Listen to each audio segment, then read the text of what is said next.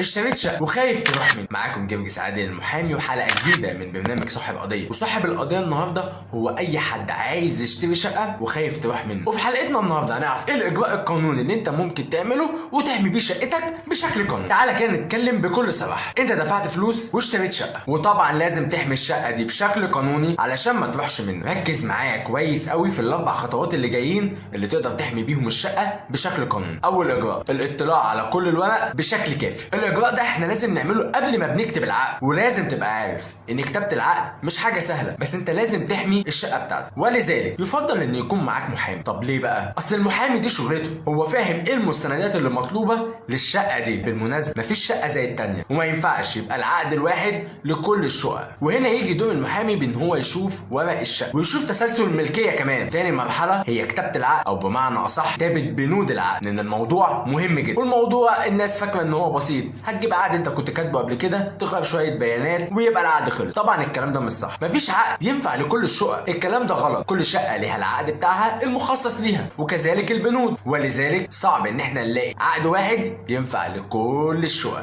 تالت نصيحه، حضرتك النهارده اشتريت الشقه، الف مبروك، ورحت عشان تتعامل مع الغاز والكهرباء والميه، قالوا لك لا العدادات دي مش بتاعتك ومش باسمك. حضرتك النهارده ليك مطلق الحريه انك تغير ملكيه العدادات دي كلها وتنقلها باسمك. لو انت حبيت تعمل كده، ايه الاجراء اللي المفروض حضرتك تعمله؟ هل ينفع العقد اللي معاك ده تروح بيه الغاز او الكهرباء وتقول لهم انا عايز اغير العداد؟ هيقول لك لا. وهنا بيجي دور مهم جدا، هو توكيل بيع للنفس والغير. البايع بيعمله للمشتري داخل الشهر العقاري، ده طبعا بعد ما تمضوا العقود وانت تاخد فلوسك وانت تاخد شقتك. نصيحه رقم 4، دلوقتي العقد اللي معاك اللي انت لسه مشتري بيه الشقه ده يعتبر عقد عرفي غير معترف بيه، عقد ملوش اي صفه رسميه. طب احنا عايزين العقد ده يبقى بتاعك ويبقى ليه صفه رسميه. اول حاجه هتعملها انك تعمل صحه توقيع على العقد ده. طب ليه هي صحه التوقيع مهمه؟ مهمه، لان صحه التوقيع بتبقى مهمه لحد ما تسجل شقتك داخل الشهر العقاري. وطبعا عارفين ان التسجيل احنا ونصيبنا ممكن ياخد وقت وممكن يخلص بسرعه، بس انت علشان تضمن حقك تعمل صحه التوقيع، وعلى الاقل تبقى ضمنت ان الراجل مش هيغير الامضاء فيما بعد. لكن نيجي لاخر خطوه بانك تسجل الشقه داخل الشهر العقاري. تسجيلك في الشهر العقاري هو ده اللي بيثبت ملكيتك، وهو ده اللي بينقل الملكيه. وتعالى نفهم مع بعض. الف، مالك لشقه باع الشقه دي مرتين، مره لب ومره لج. ج،